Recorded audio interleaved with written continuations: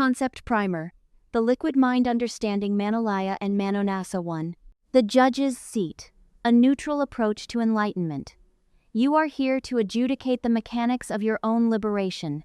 To begin this curriculum, you must receive a formal summons to your own intellect. You must step away from being an advocate for meditation, one who argues for it as an unalloyed good, and instead occupy the judge's seat. In the spiritual courtroom, an advocate is biased. They will argue against every word that challenges their established beliefs.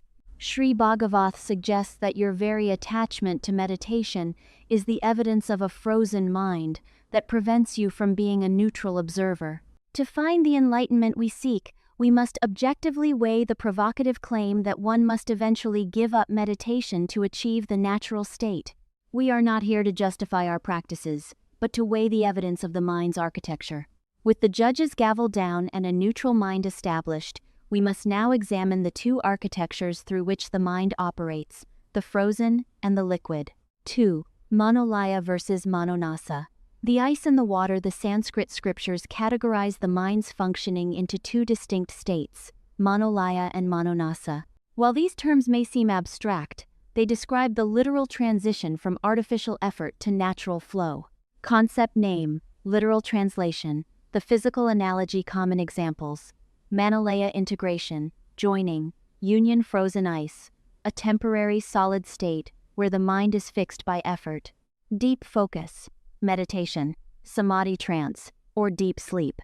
Manonasa destruction, closure of the frozen mind. Liquid water, the original, natural state that flows without getting stuck.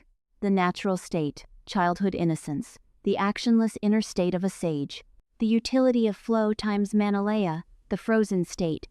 Think of this as water poured into a vessel and then frozen. It takes the shape of the container and stays that way. This is an artificial, temporary state created by necessity or effort. Crucially, even the highest states of samadhi trance are merely frozen forms of Manolaya. Ice is water, but it has lost its utility of flow. It is stuck in a single form. Manonasa, the liquid state. This is the original healthy state of the mind. Like liquid water, the mind may temporarily take the shape of an experience, joy or sorrow, but the moment the vessel is removed, it immediately loses that shape. This is the innocence of a child. As noted in the story of the demon without a mind, vulnerability only arises when a mind becomes solidified by memory and calculated patterns. Manonasa, the death of the frozen mind, is actually the birth of the liquid natural self. With the architecture of the mind defined, we must address the fundamental friction, the problem of effort, and the hidden mechanics of desire. 3. The trap of effort. Why meditation can be a bondage. While meditation offers practical benefits for focus, it can become a subtle bondage that delays enlightenment. This occurs because meditation is an act of Manolaya, a deliberate effort to fix the mind into a specific, holy shape. This creates three primary barriers. 1. The artificiality of the frozen. Because meditation is created through effort, it is not your natural state. Like ice, it requires specific, controlled conditions to stay frozen. The moment the effort ceases, the state eventually melts, leading to the seeker's frustration. 2. The demand for pleasure. Most seekers meditate because they demand a sorrow-free state or a blissful experience. This is merely a refined version of worldly desire. Any state built upon a demand is inherently unstable. 3. The hidden desire, the gasoline trap. The most subtle trap is the effort to be desireless. To reach a state of no desire is itself a desire. Trying to kill desire with another desire is like trying to put out a fire with gasoline. It only fuels the very flame you seek to extinguish. The failure of effort indicates that the solution lies in the opposite direction, the realization of our own inability to do anything about our psychological state. 4. The art of summa iru, doing nothing. The Tamil phrase summa iru literally means doing nothing. In this curriculum, it is not a command to sit still, but an intellectual realization of total inability. Enlightenment occurs when you realize that your effort cannot solve your mind, and you finally stop trying to put out the fire with gasoline. The piano reed and the dead body. Imagine the thoughts and feelings in your mind are like the reeds of a piano.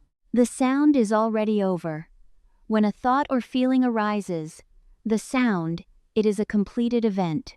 The life of the experience is merely a fraction of a second. By the time you perceive it, it is already dead. Waking the dead. We usually don't like a specific sound, anger or sorrow, so we press the reed again to try and stop it. But pressing the reed only renews the sound. Trying to interfere with a past experience is like trying to wake up a dead body. You are struggling with something that has already finished its natural cycle. Suma iru. Doing nothing means realizing your inability to change a finished sound. When you stop pressing the reed, the sound fades into the silence of the liquid mind on its own. As we stop the struggle to control the notes of our experience, the very sense of the I who is playing the piano begins to dissolve like smoke. Woo. The transient identity. Smoke and writing on water. We often believe the experiencer, the I, is a permanent entity, but the I and the experience are two sides of the same coin, appearing and disappearing together. The incense stick thoughts and the sense of I emerge like clusters of smoke from an incense stick. The smoke appears anew every second and vanishes. There is no permanent I watching the smoke. The I is the smoke itself, temporary and perpetually renewed. Writing on water. Imagine your mind is the surface of water, Manonasa. Your thoughts and experiences are words written on that surface, Manolaya. The water is naturally still underneath, even while the words are being written. The words vanish the instant they are inscribed. Suffering only begins when we try to wipe out a word we don't like. This act of wiping struggle is what creates the ripples and the appearance of a disturbed mind. The water remains still if we simply let the words be. Understanding that the I is as transient as the writing on water allows us to maintain inner stillness while performing with outer excellence. 6. Wisdom in action. Inner stillness versus outer excellence. Liberation does not mean becoming a passive or slothful person. It requires a razor-sharp distinction between the two spheres of human existence. 1. The inner world. This is the realm of Manonasa, the liquid state. Here, doing nothing is the key. You accept all reactions and thoughts as completed events. You are a Gnani, one who is inwardly actionless and practices an inner fast, much like the saint who physically ate but remained psychologically a non-doer. 2. The outer world. Practical.